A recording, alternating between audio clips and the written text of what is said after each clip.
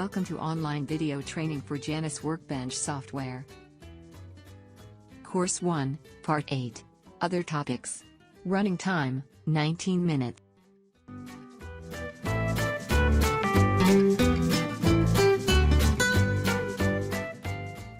In this video, we'll learn how to use the built-in tools in Workbench for visualization and troubleshooting of our project.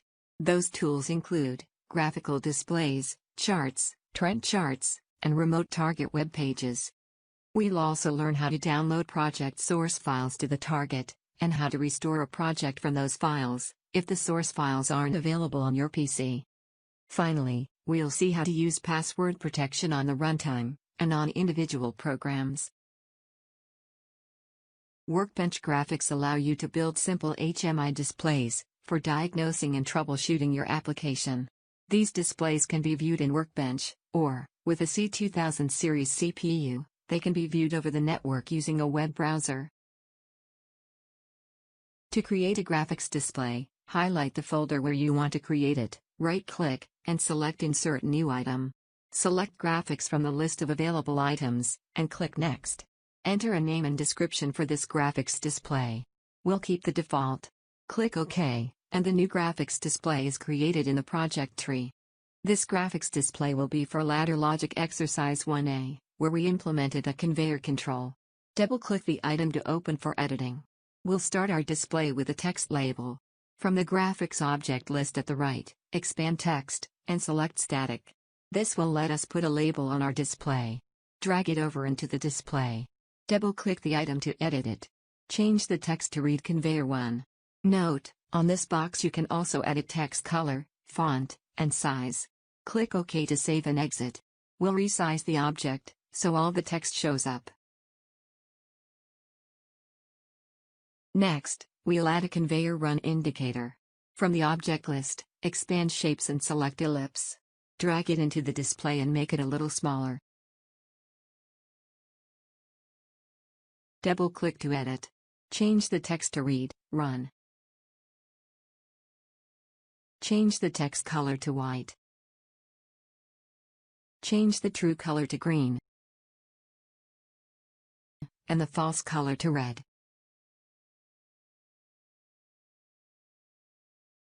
Click OK to exit. Then, we'll attach a variable by dragging the Conveyor 1 run variable from Exercise 1A.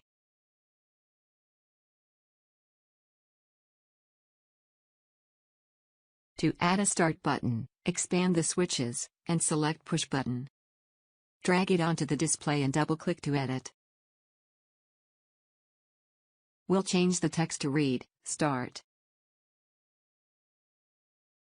Make the text white. Set the background to green. This time we'll assign the variable by editing the variable symbol field, and selecting the Conveyor 1 Start variable from Exercise 1A. Click OK to exit. Repeat this process for the Stop Push button.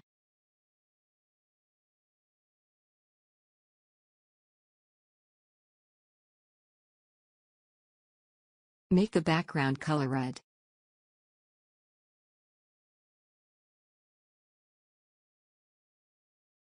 And assign the Conveyor 1 Stop variable from Exercise 1A. Now add the safety stop.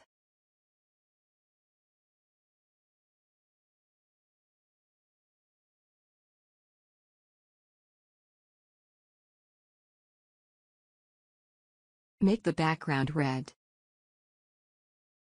Change the action from push button to switch, since this input is not momentary. Click OK to exit. And attach the Conveyor 1 Safety Stop variable from Exercise 1A. Finally, add the overload switch.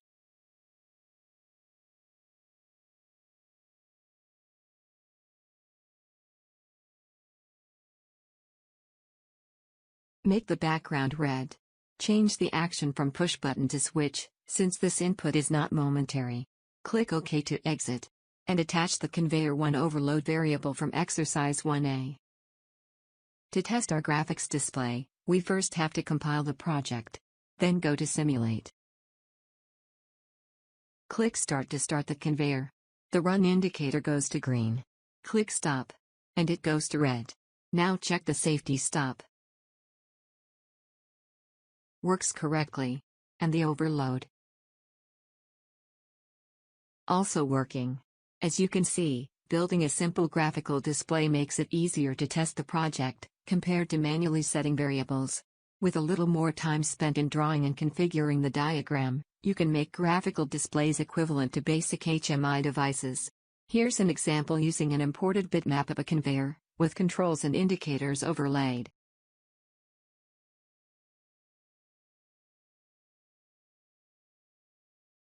To aid in debugging, Workbench allows you to build predefined charts of variables, which can be displayed for monitoring and editing during runtime. These charts are called SPI lists in Workbench. There are two places where SPI lists can be created and stored. One SPI list associated with each program, and unlimited SPI lists stored in the workspace folder hierarchy. To create or edit the SPI list associated with a program, double-click the program to open it for editing. In the Details pane at the right, make sure the SPI list tab is selected. Then drag down the desired variables from the variable list above. Once your SPI list is completed, you can test it in simulation mode. During runtime, the value of each variable is constantly updated in the list. You can edit the value by double-clicking to open the Edit dialog. You can also create SPI lists which are stored in the workspace folder hierarchy. You can organize these however you like. To create a SPI list, right-click in the folder where you want the SPI list to reside, click Insert New Item, then click SPI list from the list of available items. Enter a name for this SPI list and a description. Click OK, and the SPI list is created.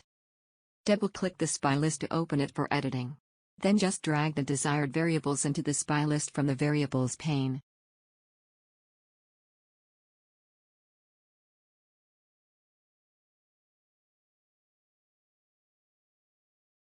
During runtime, these values are continuously updated, and the values can be edited by double-clicking to open the Variable Editing dialog. Another very useful visualization and troubleshooting tool is the trend chart, or soft oscilloscope, Softscope for short. The Softscope enables monitoring of designated Boolean or numerical variables, and displays the values in a trend chart. Monitored variables are tracked by the runtime, which detects changes and assigns timestamps, so that the trend displayed is very accurate. Running under Workbench, the trend chart can plot values over time, and allows you to scroll backward or forward in the plot. Data can also optionally be logged to a file on disk. To create a Softscope, right-click on the folder where you want to create it. Click Insert New Item. Then select Softscope from the list. Enter a new name and description for this Softscope. We'll call it Softscope 1. The Softscope will be added into the folder hierarchy. Double-click on the Softscope we just created, to open it for editing. To add variables to the chart, just drag them from the variable pane on the right. They will appear in the variables list at the top. Once you have added the desired variables, you can configure the appearance of each variable by editing the parameters in the columns. You can set the plot color for each variable. We'll set output 1 to red and output 3 to blue. You can set a gain and offset for each variable. And you can set the minimum and maximum axis values. In this example, our variables are sinusoids, so we'll use -1 and +1 for each variable. These values can also be changed while the trend chart is running, as we'll see in a moment. Let's have a look at our trend chart during operation. We'll compile the application and go to simulate mode. You can see the application is running now, and the output variables are being updated. To start the trend chart, click the Start Sampling icon to the left of the chart. The trend begins updating, showing our 3 sinusoidal outputs, which each have different frequencies. We can use the Setup Curves icon to change the refresh rate. And now our trend updates more quickly.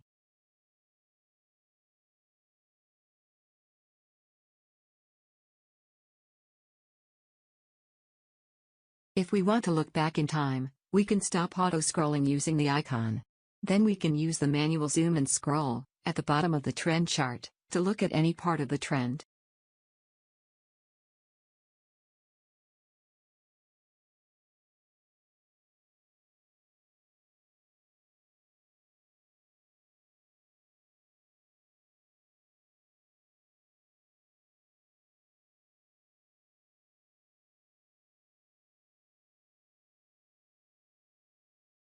We can also change the way the trends are displayed, by editing the diagram number for each variable.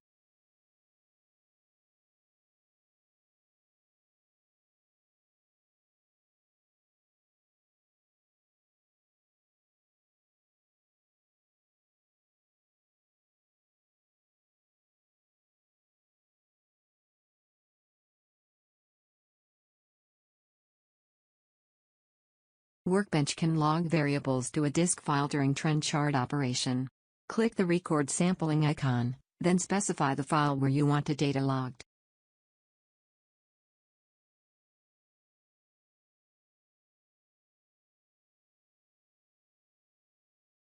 You can stop logging by clicking the record sampling icon again.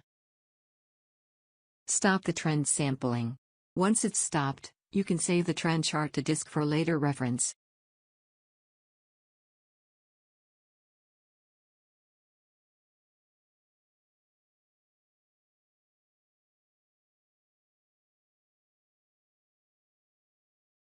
Another useful troubleshooting tool is the module webpage, which is included on all CTI products running Workbench applications. The webpage can be used for configuring the product and viewing troubleshooting information. To access the webpage, just type the target IP address into the URL box in any web browser. The event log page records significant events that occur during the startup and operation of the module. The product information page contains information about the module hardware, firmware, and current configuration. The module configuration page includes user settings for parameters such as IP address, startup operation mode, and system time source. There are many other pages, which are specific to each target device, including extensive debugging information about network and communications activity. The Display All Statistics page includes a complete set of diagnostic information which will be needed by CTI technical support if you call for help. Most browsers will allow you to save the page, which can then be emailed to your support contact. Workbench has the ability to store a complete set of the Workbench project source files on the target. This feature can be very helpful as a fail-safe backup for your project. Even if something happens to the copy on your PC, you can still recover the original project from the target. There are two ways to manage this feature. You can edit the download procedure in project settings to force automatic download of source files each time the project is downloaded to the target. Or, you can manually save the project to the target. Automatic downloading can be configured in project settings. Right-click on the project name and select Settings. Under the Debugging category, edit the download procedure item. Click the box at the bottom to send source code.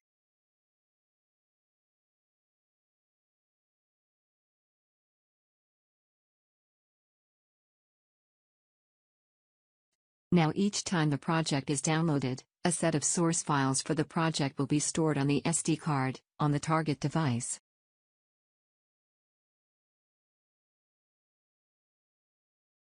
You can also do a manual download of the source files to the target at any time.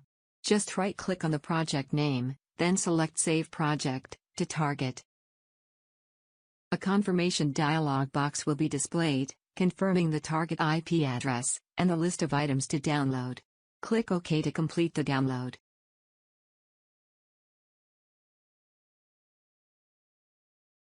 If you have saved the project source files to the target, it's easy to recover them. Close any open workspace.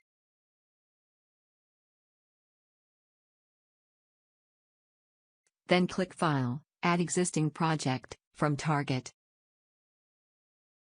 The Open Project dialog box comes up, to allow you to enter the IP address of the target, the disk folder for storing the project after it's downloaded, and a new name for the project. We'll call it Test Restore. Click OK to proceed.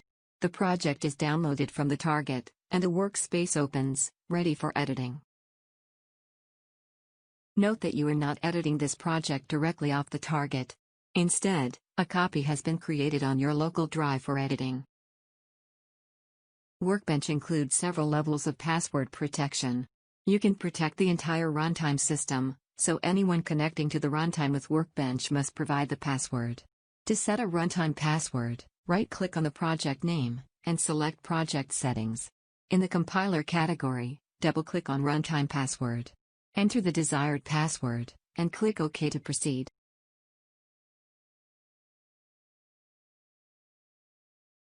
We'll compile the program. Connect to the target. And download the new version. Disconnect. And then reconnect. And now we're asked for the password. To clear the password, we'll disconnect. Then edit the project settings again.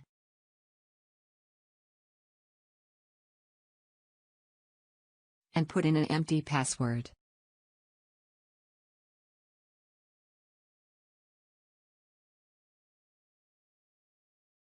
Recompile. Connect. We must provide the old password, because it's still active in the target. Now download the new version without a password. Then disconnect and reconnect to check. This time, we're not asked for a password. You can also password protect individual programs. When a program is password protected, it cannot be opened for viewing and editing. The protection must be removed in order to open it. To set a password on a program, first close it, if it's currently open.